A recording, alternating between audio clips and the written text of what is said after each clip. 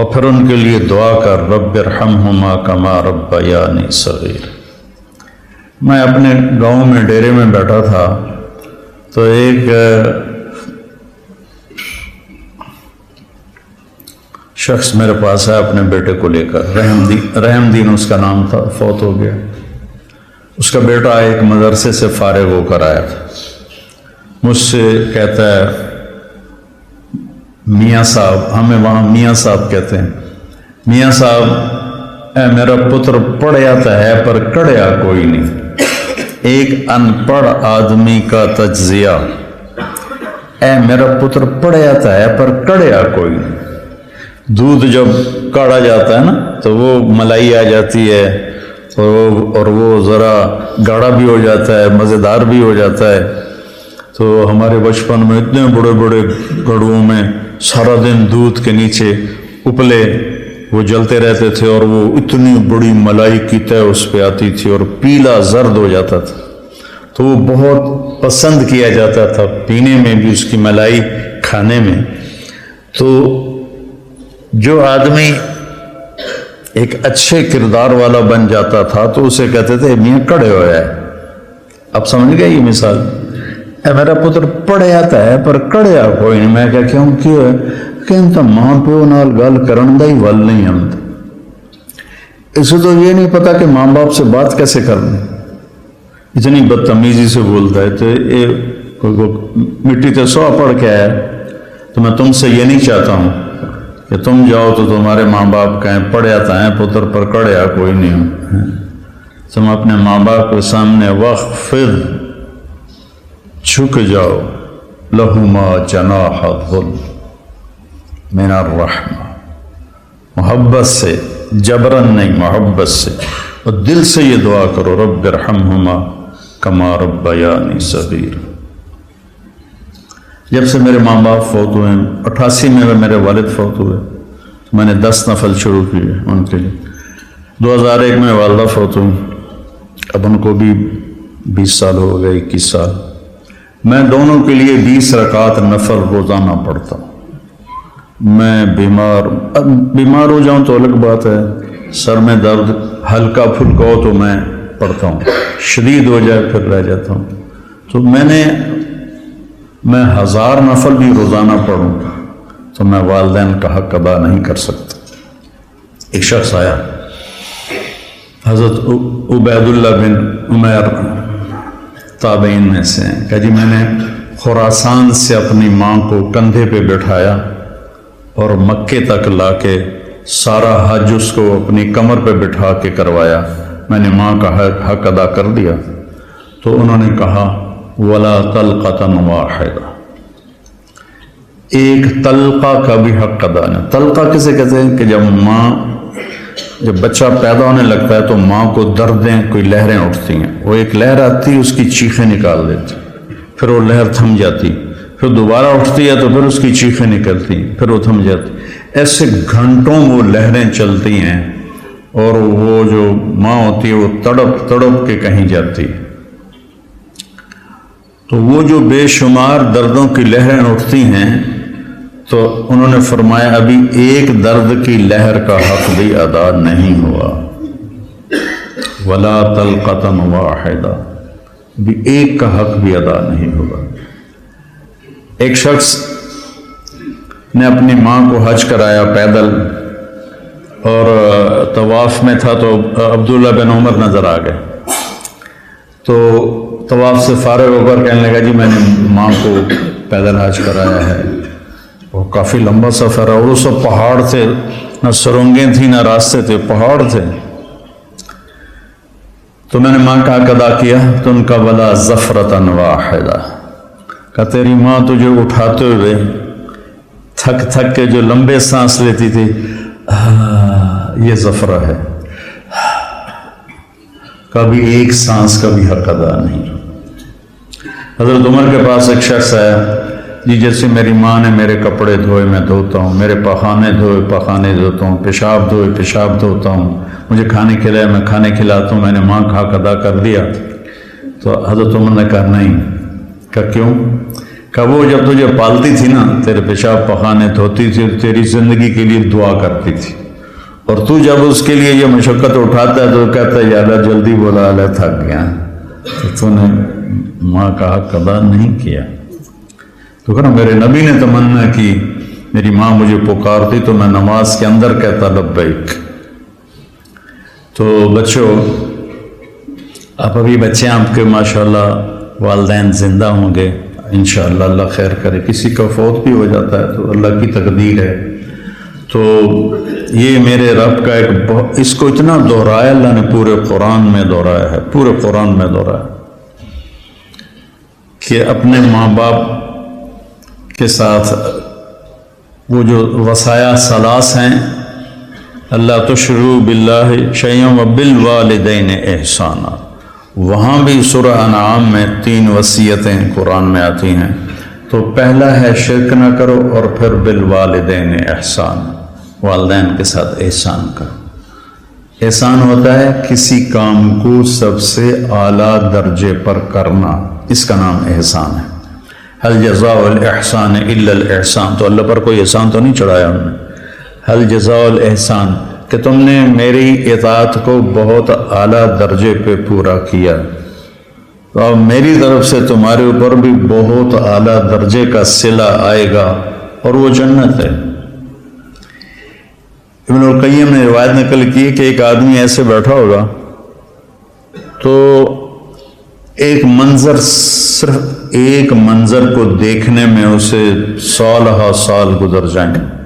70 سال کا مطلب ہوتا ہے بہت زیادہ، وَإِن تَسْتَغْفِرْ لَهُمْ 70 مرة، پتہ نہیں کتنے سال وہ ایسے بیٹھا اس میں گم مزہ لیتا رہے گا، مزہ لیتا رہے گا، مزہ لیتا رہے گا۔ یہ تو تھوڑی دیر کے بعد ہماری طبیعت بھر جاتی ہے، بس یار بس۔ پہلی دفعہ میں گیا کینیڈا تو میں نے خود کہا نیاگرا فال جانا ہے، دنیا کی سب سے بڑی جو آبشار ہے وہ نیاگرا ہے، عجب اللہ کی قدرت ہے، دیکھ کے حیرانی ہوتی۔ تو ہم شوق سے گئے۔ دوسری دفعہ کینیڈا گیا تو میں نے نہیں کہا، مقامی لوگوں نے کہا نیاگرا چلے، میں نے کہا چلو، چلے گئے۔ تیسری دفعہ میں کینیڈا گیا تو انہوں نے کہا جی نیاگرا چلے، میں کہا ویکھ لیا، بس کرو ہن کی ویکھنا، ٹھیک، دل بھر گیا۔ جنت میں ایسا نہیں ہوگا، ہر لمحے سما بدلتا جائے گا، ہر لمحے۔ هل جزاء الاحسان الا الاحسان، تو لہذا اس میں گم ہو کے مست ہو جائے تو اللہ کہیں کہ میرا بندہ ایک ہی چیز میں گم ہو گیا، اسے کوئی اور مزہ کراؤ، اس کوئی اور مزہ کراؤ، تو ایک دم اس کے کندھے پہ ہاتھ لگے گا ایسے، جو یوں مڑ کے دیکھے گا تو ایک لڑکی ہوگی اس کو دیکھتے پورا یوں مڑ جائے گا، وہ کہے گی امالک فینا من رغبت، آپ کو ہماری کوئی ضرورت ہے؟ ارے میں قربان جاواں، ضرورت تو بڑی ہے۔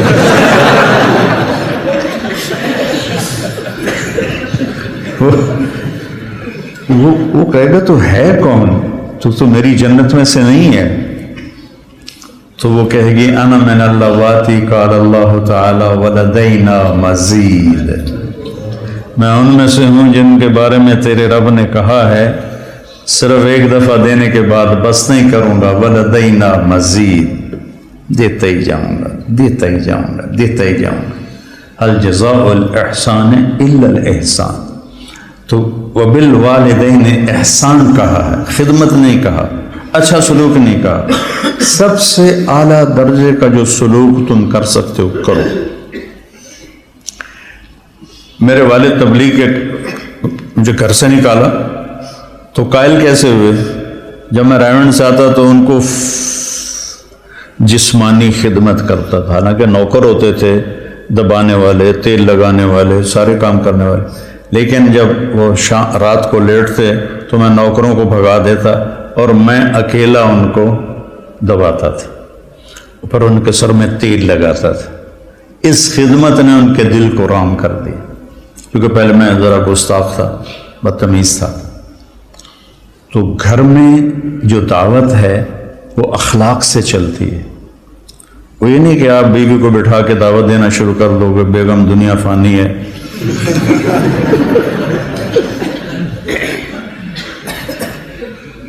تو گھر میں جو آپ کا سکہ جمے گا جھک جانے سے جمے گا. ماں باپ کے لیے چائے بناؤ، کپڑے دھو، ان کو دباؤ، ان کے سر میں تیل لگاؤ، ان کی آنکھ کا اشارہ سمجھو، تو میں سمجھوں گا کہ آپ نے صحیح قرآن پڑھا ہے. اور رشتہ داروں میں بھی زبان سے دعوت نہ دیا کرو، اپنے اخلاق سے. چونکہ رشتہ دار سب سے مشکل ہوتا ہے تعلق قائم کرنا رشتہ داروں میں. جب تو اللہ نے اتنی آیات اتاری ہیں اور اتنی احادیث ہیں، تو اس میں سب سے مشکل ہوتا ہے رشتہ داروں سے تعلق قائم کرنا، کہ وہ رویے ٹکراؤ ہوتا ہے. تو اس میں آپ کے اخلاق، آپ کی تواضع، آپ کی عاجزی، کوئی ان میں سے بدتمیزی کرے تو آپ کا برداشت کرنا عموماً، اور والدین خاص طور. لیکن اس میں ایک بات کی احتیاط رکھنی ہے کہ کل کو اللہ آپ کی شادی کروائے تو شادی بیوی کے معاملے میں احتیاط کرنی ہے. آپ کے ماں باپ کا آپ پر پورا حق ہے، لیکن آپ کی بیگم پر ان کا کوئی حق نہیں. میں بچیوں سے بھی کہتا ہوں کہ تم اپنے ماں باپ کو چھوڑ کے آ گئی ہو، اب اپنے خامد کے ماں باپ کو اپنے ماں باپ بنا دو. اور خامد کے ماں باپ سے کہتا ہوں کہ تم نے اپنی بیٹیوں کی شادیاں کر کے روانہ کر دیا اور تمہاری حویلی خالی ہو گئی بیٹیوں سے، تو تم ایسا کرو کہ یہ جو بہو آئی ہے اس کو اپنی بیٹی بنا لو. جب اس کو بہو کی نظر سے دیکھتی ہو تو پھر تمہارے اندر حسد پیدا ہوتا ہے، غصہ پیدا ہوتا ہے. اسے بیٹی کی نظر سے دیکھو، یہاں تمہاری جگہ، اس بہو کی جگہ تمہاری بیٹی بیٹھی ہوتی تو تمہاری نظروں میں کیا پیار ہوتا. جب بیٹی کو تم نے روانہ کر دیا ہے، اب پیچھے یہ تمہاری بہو آ گئی ہے، تو اس کو وہی نظر دو جو اپنی بیٹی کو دیتی تھی، تو گھروں میں خوشیاں. تو ماں باپ کا تمہاری بیوی پر کوئی حق نہیں ہے. لیکن میں نصیحت کرتا ہوں بچیوں کو کہ خامد کے ماں باپ کو عزت دو، ان کی خوشی سے خدمت کرو. اگرچہ تمہارے ذمہ نہیں، لیکن کرنا تمہارے لیے اجر و ثواب کا باعث ہے. اور بچی کے ماں باپ سے کہتا ہوں، دیکھو پوری ہدایہ جیسی کتاب میں بھی ساس کا کوئی حق نہیں لکھا ہو. ساس سسر کا کوئی حق لکھا؟ باب الخواخ ہے کوئی؟ کیوں نہیں مولی زبیر صاحب؟ باب الخواخ کوئی نہیں ہے. خامد اور بیوی کے حقوق، اولاد کے حقوق. تو میری ذمہ اپنی ماں باپ کی خدمت ہے. میری بیوی خوشی سے تیار ہو جائے تو اس کا احسان ہے، اس کی نیکی ہے. زبردستی کر کے میں کروں ورنہ میں تجھے نکال دوں گا تو یہ ظلم ہے. ماں باپ کے کہنے پہ طلاق نہیں دینی. طلاق دے دو بڑی نافرمان ہے. اپنی بیٹی کے لیے کہتے ہیں وہیں رہو، وس کے رہو ساڑھے کو نامی، اور بہو کو کہتے ہیں طلاق دے دو اسے، کسی کی بیٹی ہے. تو اس میں اعتدال کا راستہ اختیار کرنا یہ آپ لوگوں کے ذمہ ہے. اور جب بھی بیوی کی تمہیں شکایت سننے کو ملے، پہلے تحقیق کرنا پھر کوئی بات کرنا. عموماً شکایتیں غلط ہوتی ہیں. ایک ہماری رشتے میں پڑنانی تھی، رشتے میں مجھے ابھی پتہ ہی نہیں کہ وہ میری کیا لگتی تھی. تو وہ آئی میری نانی کے گھر، تو اندر پردے نال اس کی بہو پیچھے آ رہی تھی. میری نانی نے آنی ہے تو میرے کو پوچھنا ہے اے توڑا رنگ پیلا کیوں ہو گیا ہے. یہ انہوں سمجھا رہی ہے کہ تو میرے کو پوچھنا ہے توڑا رنگ پیلا کیوں ہو گیا. اچھا وہ میری نانی کا ان سے کوئی بانجی بھتیجی کا رشتہ تھا، تو انہوں نے کہا جی ٹھیک ہے جی نانی جی. وہ پیچھو بہو آ گئی، سلام دعا کے بعد وہ کہنے لگی خالہ جی تھوڑا رنگ بڑا پھکا پہ گیا. ہاں نہ دودھ پلائندی ہے، نہ چاہ پلائندی ہے، نہ انڈے کھوائندی ہے، نہ روٹی دا پوچھدی ہے، نہ پانی دا پوچھدی ہے۔ اگو وہ بھی تھی، یہ کودے نو تو وہ کودے تیرا، سی کا بھائی بگھیرا، یہ کودے نو تو وہ کودے تیرا۔ اگو اس نے بھی لے لیا ہاتھوں ہاتھ، ہر شے کھا جانی ہے تو حالی پہ آنی ہے، میں تن کچھ نہیں پوچھنی ہے۔ تو بیٹا یہ ایک زندگی ہے جو میں کوشش کرتا ہوں کہ آپ وہ زندگی سیکھیں۔ کیف عاملہم بھی اسی لیے نصاب میں داخل کی کہ آپ کو پتہ چلے کہ زندگی گزارنی کیسے۔ اللہ نے شروع سے مجھے ایک بڑی فیملی میں پیدا کیا، بچپن سے نوکروں کی بہتات۔ میری شادی ہوئی، ٹھیک ہے، میری بیوی فیصل آباد، اور اس وقت دیہات کچی سڑکیں 83 میں، بجلی بھی اس وقت کوئی نہیں تھی۔ وہ بیچاری گھبرائی ہوئی، ایک ہماری جانگلی زبان اسے سمجھ میں نہ آئے، وہ یہاں فیصل آباد کی، وہ گھبرائی ہو۔ میں اس کو حوصلہ تسلی کے لیے بڑی ہمت افزائی کرتا، تو پوری ایک کچہری لگی، پھوپھیاں ماسیاں کٹھیاں۔ اچھا، میری ماں کو میرے والد چولہے پہ نہیں بیٹھنے دیتے تھے، زیادہ سے زیادہ یہ تھا کہ وہ جب سالن پک کے آتا تھا تو وہ تقسیم کر دیتی تھی، ورنہ وہ بھی نوکرانی کرتی تھی۔ تو میرے والد اب میری ماں کا بڑا احترام کرتے تھے۔ وہ کہتے تھے نوکر کڑے کس واسطے جے تم بھی چولہے تے جا کے بہ جانا، تم چولہے تے نہیں بہنا۔ تو اب یہ میں اپنی آنکھوں سے دیکھ کے پروان چڑھاؤں۔ 30 برس کی عمر میں میری شادی ہوئی، 30 سال میں نے اپنی ماں کو دیکھا کہ وہ چولہے تے نہیں ہوندی۔ میری ماں کو روٹی بنانی نہیں آتی تھی، کدی شوق نال بنے دی تو ادھی دے جاندی کیونکہ بنائی جو نہیں۔ اب مقدمہ ہو رہا ہے، ماں تیری چولہے تے سڑدی پئی ہوندی ہے تے بیوی تیری ٹھک کے منجے تے بیٹھی ہوندی۔ یہ میرے گھر میں ہو رہا ہے۔ ماں تیری چولہے تے سڑدی پئی ہوندی ہے تے بیگم تیری ٹھک تے منجی تے بیٹھی ہوندی ہے۔ میں ہس پیا، میں کہ میری ماں کداں چولہے تے سڑی ہے؟ میں بھی تھائیں جمیا، تھائیں وڈو آیا، میں دسو تو صحیح میری ماں کداں چولہے تے سڑی ہے؟ یہ ہماری معاشرت ہے۔ تو اس سے آپ لوگوں نے پرہیز کرنا ہے، عدل کرنا ہے۔ الگ رہنے کا انتظام کر سکو اسبابوں تو بہت اچھا ہے، اکٹھے رہنے کا ہے تو پھر بیوی کو پناہ دو، تو اس کو اپنے ماں باپ کی شدت سے بچاؤ۔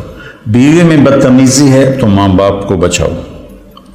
بعض لڑکیاں ایسی بدتمیز ہوتی ہیں، ایسی زبان دراز ہوتی ہیں کہ نہ کسی کی عزت کو دیکھتی ہیں، نہ کسی کے مقام کو دیکھتی ہیں، اور بہت ہی لمبی ایک دفعہ ساتھ 2 واقعے میرے ساتھ پیش آئے۔ ایک عورت، ایک دوست نے کہا کہ ایک خاتون آپ سے ملنا چاہتی ہیں، اس کے خامند کھرب پتی ہیں، کھرب پتی، کہ ملا دو۔ وہ آ گئیں، 50 سال پلس ان کی عمر تھی، تو بیٹھتے ہی رونے لگیں۔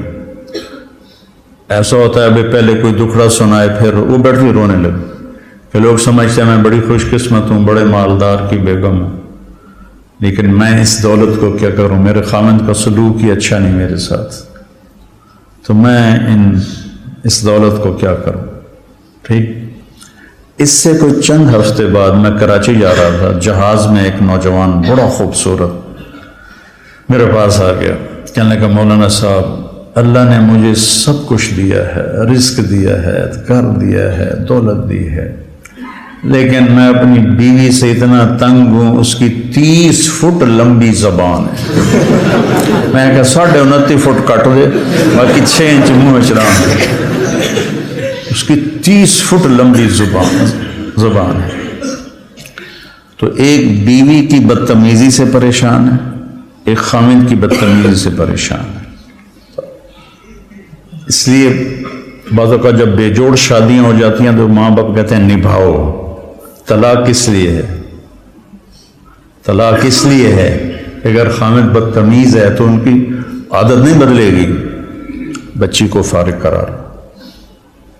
بچی بدتمیز ہے تو اپنے بچے کو ذلیل نہ کرو، فارغ کرا دو۔ اللہ نے طلاق اس لیے رکھی۔ تو میرے عزیزو، یہ زندگی کے اسباق ہیں جو اتنے ہی ضروری ہیں جتنے ہم باقی اسباق کو پڑھتے ہیں۔ کوئی منتظر ہے آپ کی زکوٰۃ کا تاکہ وہ افطار کر سکے اپنا سال بھر کا روزہ۔ مستحق افراد تک راشن پہنچانے میں MTJ فاؤنڈیشن کا ساتھ دیں۔ تقسیم رحمت رمضان راشن پروگرام